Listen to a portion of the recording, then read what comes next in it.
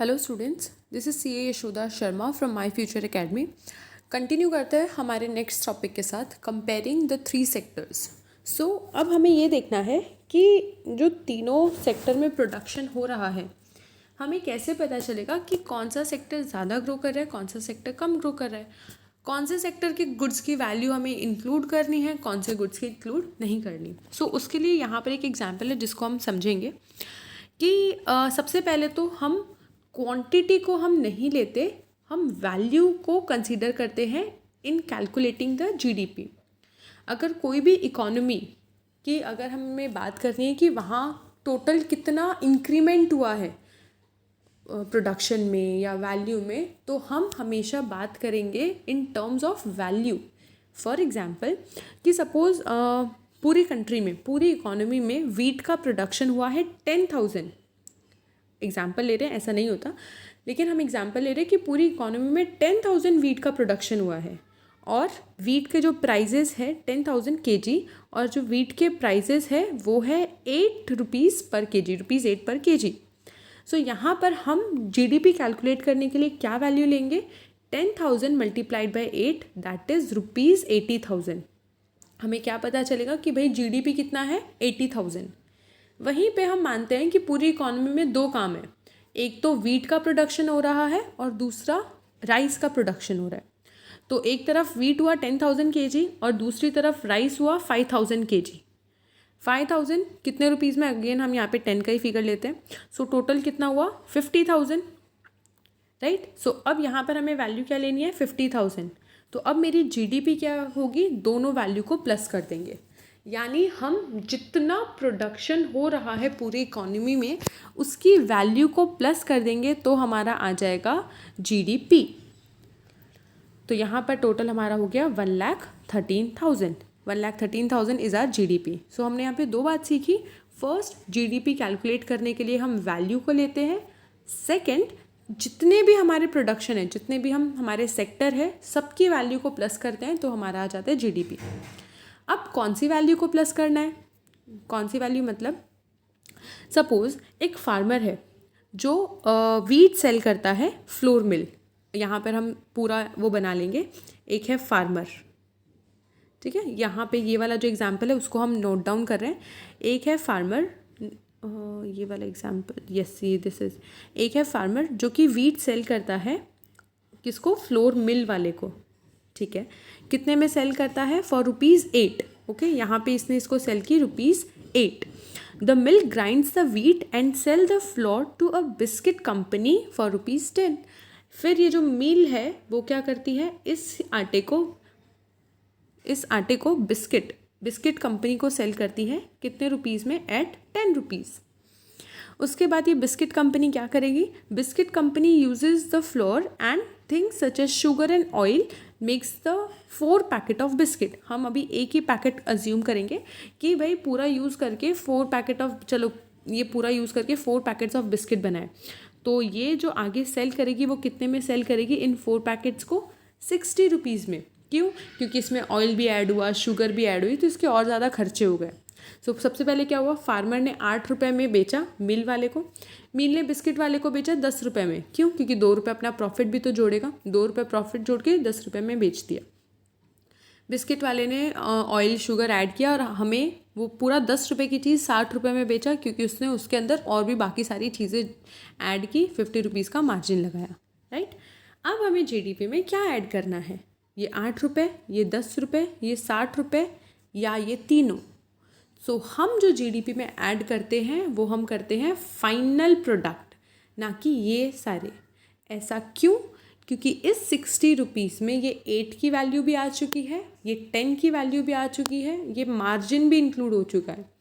सो अगर हम जीडीपी के लिए वैल्यू ऐड करते हैं तो हम फाइनल प्रोडक्ट की खाली वैल्यू ऐड करते हैं, इंटरमीडिएरी गुड्स की हम वैल्यू को इंक्लूड नहीं करते, क्योंकि the value of final goods already includes the value of intermediate goods that are used in making the final goods, right. So ये एग्जाम्पल यहाँ पर है, आप इस एग्जाम्पल को एक बार वापस रीड कर लेना तो और ये ज़्यादा क्लियर हो जाएगा।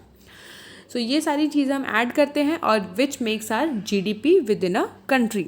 कौन जीडीपी बनाता है? जीडीपी कैलकुलेशन का काम जो होता है वो करती है central government ministry with the help of other government departments. So यहाँ पर हमारा हो गया जीडीपी का topic. Historical changes in the sector हमारे पास 3 सेक्टर्स है, primary sector, secondary sectors and tertiary sector. So यहाँ पर हम बात करेंगे कि किस तरीके से हमारे ये जो सेक्टर है उसमें चेंजेस आए। So basically at the time of independence and before the time of independence जो इंडिया थी उसका मेजर काम था एग्रीकल्चर, थोड़ा बहुत था इंडस्ट्रियल और थोड़ा बहुत था टर्शरी। सो इनिशियली जो हम काम करते थे, हमारी जो प्राइमरी एक्टिविटी थी, जो ज़्यादातर लोग इन्वॉल्व थे वो प्राइमरी इन एग्रीकल्चर सेक्टर में वो इन्वॉल्व थे। धीरे धीरे करके जैसे जैसे इंडस्ट्रीज़ डेवलप हुई, ये जो प्राइमरी सेक्टर के लोग थे वो इंडस्ट्रीज़ की तरफ जाने लगे। दे वर फोर्स्ड कि वो इंडस्ट्रीज़ में जाए, क्योंकि बहुत सारे रीजंस है। सबसे इम्पॉर्टेंट जो सबसे मेन रीज़न था वो था डिस्गाइज्ड अनएम्प्लॉयमेंट, क्योंकि 10 लोग थे फैमिली में, 10 के 10 उस फार्म पे लगे रहते थे, राइट। वहाँ पे रिक्वायरमेंट थी 2 की, लेकिन 10 के 10 वहाँ पे रहते थे, तो डिस्गाइज्ड अनएम्प्लॉयमेंट हुआ।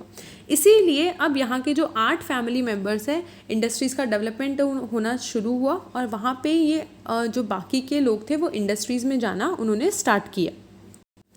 अब हमारे पास्ट 100 ईयर्स में ये हमने देखा कि किस तरीके से एग्रीकल्चर सेक्टर से सेकेंडरी सेक्टर पे शिफ्ट हुआ, लेकिन पास्ट 100 ईयर से हमारा टर्शरी सेक्टर भी बहुत ज़्यादा इंक्रीज़ होने लगा। और वो इंक्रीज़ का मेन जो कारण है वो भी हम आगे देखेंगे। एक बार हम फिर भी समअप कर लेते हैं कि प्राइमरी सेक्टर बढ़ रहा है, सेकेंडरी सेक्टर बढ़ रहा है, और इन दोनों सेक्टर को किस सेक्टर की ज़रूरत है? टर्शरी सेक्टर की। प्राइमरी सेक्टर को सेकेंडरी सेक्टर तक गुड्स पहुंचाने हैं, सेकेंडरी सेक्टर को प्राइमरी सेक्टर वाले को रुपए देने हैं, तो वो बैंक से लेके देगा। तो प्राइमरी सेक्टर और सेकेंडरी सेक्टर के बीच में जो जितने भी ट्रांजैक्शन होने थे उसमें टर्शरी सेक्टर का बहुत बड़ा रोल था। तो प्राइमरी सेक्टर अगर बढ़ेगा तो भी टर्शरी सेक्टर बढ़ेगा, सेकेंडरी सेक्टर बढ़ेगा तो भी टर्शरी सेक्टर बढ़ेगा। इस वजह से हमने देखा कि हमारा tertiary sector over the past 100 years tertiary sector में एकदम से बूम आया। जैसा हम यहाँ पर देखेंगे कि 1973 टू 74 में इंडिया का जो जीडीपी था वो ये था, जिसके अंदर प्राइमरी सेक्टर का इतना हिस्सा था, इतना वो कंट्रीब्यूट कर रहे थे, फिर सेकेंडरी, फिर टर्शरी। यहाँ पर भी हम देख रहे हैं कि सेकेंडरी से ज़्यादा कंट्रीब्यूशन टर्शरी कर रहा है। ऐसा क्यों? क्योंकि अभी हमने बात की टर्शरी सेक्टर प्राइमरी को भी सपोर्ट करता है और सेकेंडरी को भी सपोर्ट करता है। लेकिन फिर भी 1973 टू 74 के बीच का आप जीडीपी देखो कितना कम था। हम 2013-14 की बात करें तो 2013-14 में जीडीपी एकदम से इतना इंक्रीज़ हो गया, एकदम से नहीं, ग्रेजुअली इंक्रीज़ हुआ। लेकिन यहाँ पर प्राइमरी सेक्टर अब एकदम नीचे चला गया, प्राइमरी सेक्टर बहुत कम हो गया, फिर सेकेंडरी, और सबसे ज़्यादा है हमारा टर्शरी सेक्टर।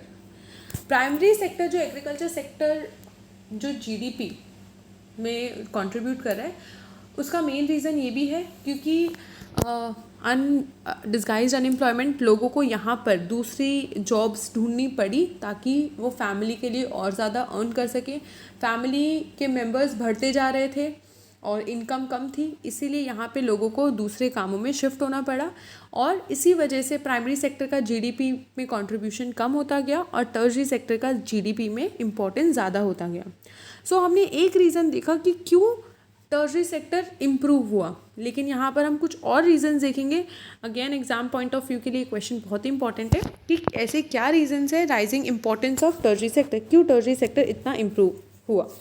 तो first reason, in any country several services such as hospital, education, post, telegraph, police station, village administration office, banks, insurance companies etc are required। अब कोई भी कंट्री हो ये सारी चीज़ें बहुत ज़्यादा ज़रूरी है, बैंक्स भी ज़रूरी है, हॉस्पिटल्स भी ज़रूरी है, एजुकेशन भी ज़रूरी है, तो ये सारी चीज़ें बहुत ही ज़रूरी है। इसीलिए गवर्नमेंट ने क्या सोचा कि लोगों के पास इतना इन्वेस्टमेंट नहीं है कि वो सारी ये चीज़ें खुद से खोल पाए, इसीलिए गवर्नमेंट ने रिस्पॉन्सिबिलिटी ली कि भाई ये सारी जो चीज़ों को बढ़ाने की रिस्पॉन्सिबिलिटी है अब वो हमारी है। तो यहाँ पे गवर्नमेंट ने इन्वेस्ट करना शुरू किया, लोगों के पास एम्प्लॉयमेंट आनी शुरू हुई। सो फर्स्ट जो रीज़न है टर्शरी सेक्टर बढ़ने का वो ये है कि गवर्नमेंट ने इसमें इनिशिएटिव लिया इसको ग्रो करने का। Second, The development of agriculture and industries lead to the development of services such as transport, trade, storage and the like. As we have already seen, greater the development of primary and secondary, more would be the demand for service sector. ये हमने point ऊपर देख लिया कि अगर भाई primary sector और secondary sector बढ़ेगा तो टर्शरी सेक्टर तो बढ़ना ही है. Third point, as the income level rises, अब यहाँ पर लोगों की इनकम बढ़ने लगी, लोगों के पास पैसा आने लगा, तो अब लोग नेसेसिटी गुड्स के अलावा और दूसरे गुड्स की भी डिमांड करने लगे. लोग शॉपिंग करने लगे, प्राइवेट हॉस्पिटल में जाने लगे, प्राइवेट स्कूल्स में जाने लगे, प्रोफेशनल ट्रेनिंग एक्सेट्रा. सो अब लोगों के पास क्योंकि इनकम थी तो लोग इन सारी चीज़ों पे खर्चा कर रहे थे. और जो ये सारी चीज़ें हैं वो कौन सी है? Service sector. रेस्टोरेंट्स में जाना या फिर शॉपिंग हो गया या फिर प्राइवेट हॉस्पिटल्स हो गए, ये सारी सर्विस सेक्टर में इंक्लूड होता है. और ये सब क्यों बढ़ी? Because of increase in the level of income. Fourth, over the past decades or so, certain new services such as those based on information and communication technology have become important and essential. सो यहाँ पे क्या बता रहे हैं कि past decade से क्या हो रहा है कि नई सर्विसेज आने लगी भाई. Communication, information technology, IT sector इतना ज़्यादा बूम पे जाने लगा. अब ये सारी जो लोग थे